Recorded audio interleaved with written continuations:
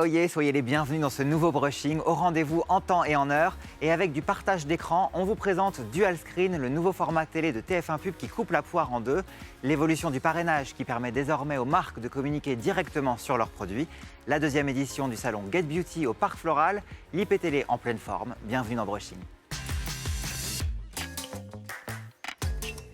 La communication classique, vous connaissez, l'enrichissement des spots télé, pas sûr. Faisons le test tout de suite et affichons une zone display supplémentaire. Créé par TF1 Pub à l'occasion des CGV 2016, ce nouveau format vous permet d'enrichir vos spots avec du contenu additionnel que l'on peut changer à la volée pendant toute la durée de la campagne. Dual Screen, comment ça marche? Voici Géraldine Pangrazi, directrice de TF1 Publicité Live. C'est simple, mais il fallait y penser.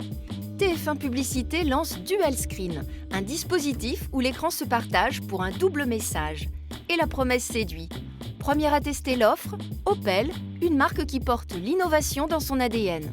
Nous sommes ravis de réaliser ce premier Dual Screen avec la marque Opel, qui partage des valeurs d'innovation avec nous. Nous avons également travaillé un autre dispositif de Dual Screen avec Disneyland Paris, qui apportera encore plus de magie à leur dispositif publicitaire. Disneyland Paris a choisi de miser sur l'interactivité sociale et affiche les posts des participants à son opération caritative. Quelques secondes de célébrité pour un engagement assuré.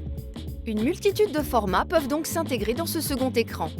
Avec ce dispositif, TF1 Publicité invite ses partenaires à redoubler d'imagination. Dans ce deuxième écran, on peut également trouver des contenus live, mais également des éléments de contextualisation en rebond avec un programme de l'antenne. Nous avons plein d'autres projets dans les starting blocks. Mais n'oublions pas que le Dual Screen a été pensé également pour pousser les limites de la créativité des marques et de permettre aux agences de publicité de s'exprimer pleinement. Le chiffre clé du mois, 10 500 000 visiteurs uniques ont consulté MyTF1 sur l'IPTV en février 2017. Chaque jour, plus d'1 million de visiteurs y consomment plus d'1 heure de replay. MyTF1 conserve sa place de leader de la vidéo en replay sur les principales cibles publicitaires. En 2016, vous l'avez sans doute remarqué dans Danse avec les stars, Caroline Receveur est une influenceuse puissante dans le domaine de la mode et de la beauté. Du haut de ses 2 millions d'abonnés sur Instagram, la Hit Girl va lancer sa chaîne YouTube avec Finder Studio. Le projet s'appelle Cute but Psycho. Stay tuned. Une grande nouvelle pour le sponsoring, la réglementation évolue et permet désormais aux marques d'afficher leurs produits et de montrer leur signature. Ce nouveau décret ouvre donc de nouvelles possibilités pour les parrains de communiquer dans les billboards des programmes et dans les billboards des bandes annonces. Rencontre avec Hyundai qui a tout de suite profité de ce renouveau et avec le syndicat national de la publicité télévisée, le SNPTV. Aujourd'hui, Brushing a fait appel à deux expertes pour nous parler du renouveau du parrainage. D'un côté, Clémentine Antunes de chez Hyundai. Elle a tout de suite profité du nouveau décret de février 2017 qui remet enfin le sponsoring dans son époque. De l'autre, Virginie Marie du SNPTV qui s'est battue pour mettre fin à la réglementation obsolète dont souffrait le format. C'est une très bonne nouvelle pour l'annonceur puisque c'est important pour un annonceur de montrer son produit ou son packaging et d'utiliser son slogan publicitaire sonore ou écrit dans la communication de parrainage. S'il le souhaite, il peut utiliser exactement la même bande-annonce en télévision de flux qu'en rattrapage. Alors c'est vrai que d'une manière générale, si on regarde des annonceurs qui communiquaient beaucoup en télévision, en parrainage, on s'aperçoit que c'était beaucoup d'annonceurs, on va pas dire de produits immatériels, où la nécessité de visualiser le produit n'était pas essentielle. Et donc maintenant, on espère voir s'ouvrir tout un pan d'annonceurs pour qui la visualisation du produit est très importante. Ce décret est une excellente nouvelle pour la marque Hyundai. Si vous posez la question à un Français s'il connaît la marque Hyundai, majoritairement, ils vont vous répondre oui. En revanche, si vous leur demandez de citer un modèle de la marque Hyundai ou si vous leur demandez l'image qu'ils ont de la marque Hyundai, souvent vous êtes confronté à un blanc. Donc pour cela, le parrainage nous a aidé à davantage considérer la marque Hyundai avec des messages courts, prêts à répéter du coup nos communications classiques et qui permettent de considérer chacun de nos modèles Hyundai. Donc depuis janvier, en fait, on a créé donc 3 spots spécifiques pour le programme quotidien qui sont en parallèle de nos campagnes mensuelles par produit. Électrisez votre quotidien avec Hyundai Ioniq Hybrid. On a choisi le programme quotidien pour notre parrainage en 2017 pour 2 raisons. Grâce aux efforts faits par TF1 aujourd'hui sur la chaîne TMC, on se rend compte que c'est un programme qui est puissant en access et puissant face à une une cible qui est la nôtre, les 25-49 intentionnistes auto. C'est aussi un programme qui nous correspond bien et qui est en lien avec l'image que la marque Hyundai souhaite avoir. Ça a changé deux choses dans notre façon de faire. La première, c'est de créer des images propres à ce parrainage-là, en résumé de notre campagne télé classique. Et la seconde chose, c'est de créer des scripts qui sont bien propres à l'émission Quotidien, qui ont été coécrits avec les équipes de TF1. Cette ouverture du parrainage, cet assouplissement, automatiquement va générer des opportunités de propositions commerciales pour les régies publicitaires, une attractivité plus grande du format. Et donc on espère générer du chiffre d'affaires qu'on a estimé à peu près à 25-30 millions d'euros pour l'ensemble des régies. D'un point de vue résultat, c'est encore un petit peu tôt pour s'exprimer. Ce qui est certain, c'est qu'on voit tout de suite, dès les premières études, que les personnes exposées au parrainage sont davantage sensibles à la marque Hyundai que ceux qui ne sont pas exposés. Au mois de juin, le salon Get Beauty Paris se réinstalle au Parc Floral avec les youtubeuses de Finder Studio. 10 000 jeunes filles s'étaient précipitées l'an dernier pour venir à la rencontre de leur grande sœur vidéo. Et TF1 Publicité vous propose de vous associer à cette deuxième édition. Regardez.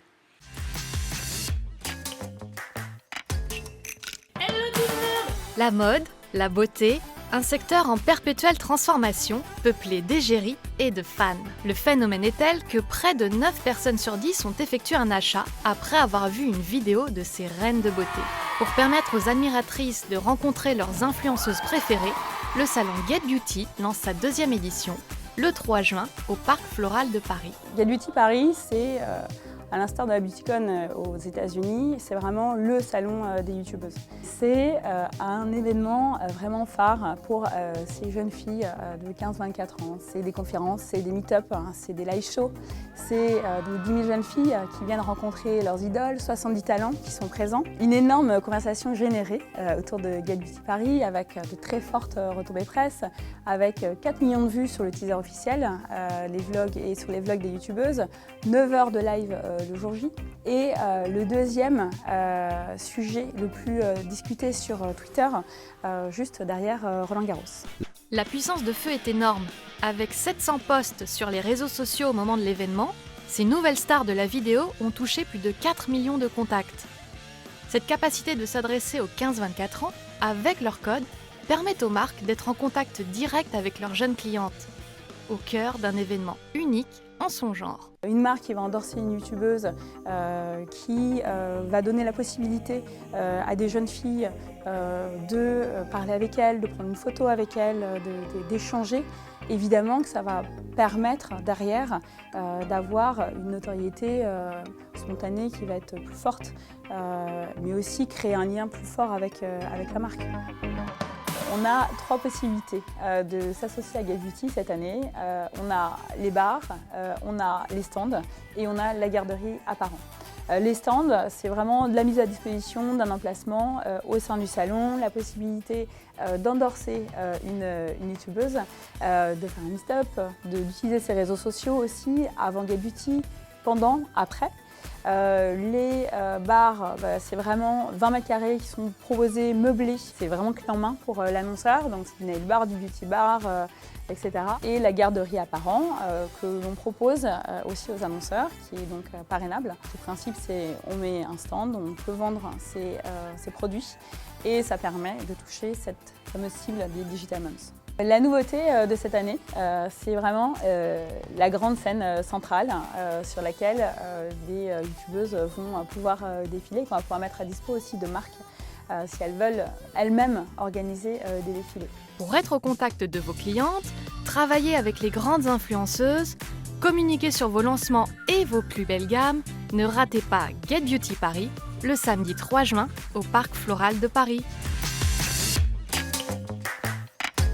On vous retrouve au mois d'avril. Brushing, c'est tous les mois sur tf1pub.fr, tous les jours sur les réseaux sociaux avec Brushing Minute. Gardons le contact. Merci de nous suivre. Ciao.